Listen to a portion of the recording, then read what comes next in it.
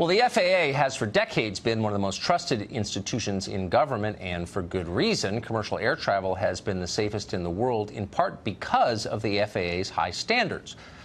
But under the Obama administration, that began to change radically without anybody paying attention. The Obama administration pressured the FAA to meet abstract diversity goals.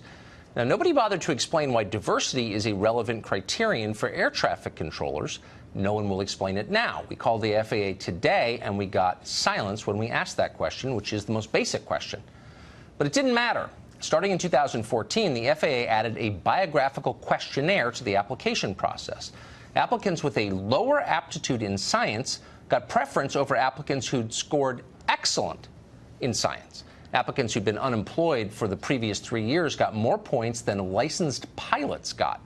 In other words, the FAA actively searched for unqualified air traffic controllers. That is insane, and they knew it was insane when they did it, but they did it anyway. Today, we obtain new information. It is an internal email written by an executive at the firm that devised the FAA's biographical questionnaire. In that email, the executive admits that the test he devised has nothing to do with finding the best air traffic controllers. If you want good air traffic controllers, find people with experience. That was his advice. The FAA ignored this and used the biographical screen anyway. They didn't care about finding the best air traffic controllers. Compared to diversity, your safety meant nothing to them. We reached out to Greg Martin. He's the FAA's top spokesman. We wanted to know why the FAA would ever use totally irrelevant criteria, such as what people look like, in order to hire for a job as vital as air traffic control. We couldn't get an answer. We also asked the acting FAA administrator, Daniel Ewell, to come on the show and explain what exactly is going on and why he was too cowardly to appear. So was the previous administrator, Michael Huerta. He's the one who originally signed off on the policy. He's also a coward. But we're going to keep pushing until we get an answer. In the meantime, we're joined by former air traffic controller Michael Pearson. He's also a lawyer and is suing the FAA over all of this. Michael, welcome back to the show. Thanks for having me on, Tucker. So I want to be certain I didn't misstate that. The biographical screen, which was devised under the Obama administration for the reasons I just explained, was created by a company that admitted that it was not the right way to find the most talented air traffic controllers, but the FAA kept it in anyway. Is that correct? Oh, that's correct. Actually, you didn't misstate it. You understated what occurred. To put this story in a nutshell, in late 2011, early 2012, members of the National Black Controllers Association had a meeting with the Rainbow Push Coalition, Jesse Jackson, and some high-level DOT and FAA officials. Michael Huerta was part of those meetings, by the way. And right after that meeting, the FAA put an immediate hold on hiring. They stopped hiring. They've used excuses like sequester, but that's not really what happened. Basically, they shut down the process. Even though the nation needed air traffic controllers, lots were retiring. The system was needing new trainees to go through the system because it takes a period of time to get through, but they did that consciously.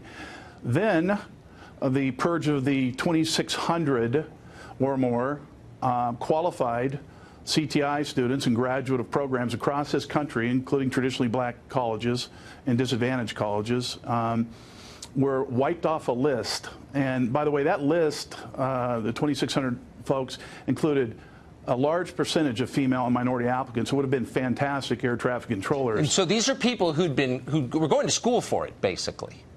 Going to school for it, had prior military experience in the area, were pilots. Some of these individuals were more qualified, certainly, than I was when I started. Then after that, they designed the test you're speaking about, the biographical assessment, biographical questionnaire. It's varied in terms, but this first one was called a biographical assessment that was made for a different purpose, as you stated. It wasn't supposed to be used the way it was, and actually the creator actually notified the FAA that. They used it anyway. In effect, that test punished people with any aviation knowledge, any air traffic control experience, any aviation experience, any science experience.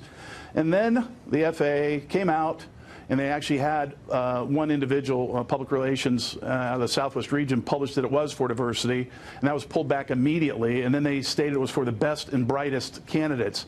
This is so rotten and corrupt. I don't think anybody wants to live in a country where you can't trust air traffic control because they're so dogmatically ideological that they're intentionally seeking the worst candidates. It's insane.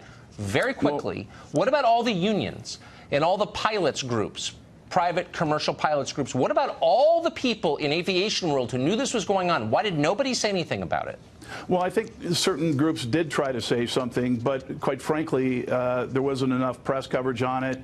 And because of other political reasons, it didn't come to the forefront. The bigger question is, after those students were purged, then the FAA literally knew that there were individuals engaged in cheating to pass the new biographical assessment. So they wiped the students off the list. They allowed a group to then engage in intentional cheating, gave basically the subgroup, the National Black Coalition of Federal or Aviation Employees, the answers to that test. And that's as big of a story as anything else. What happened? And unfortunately, we're out of time, but this will not be the last time we address this. This is a threat to the country. It's totally wrong, and it can only happen in secrecy, and we plan to pierce that. So thank you, Michael, for all your help with this, and I know that we'll talk to you again. Thank you. It goes deep and broad. Thank you very much. Thank you.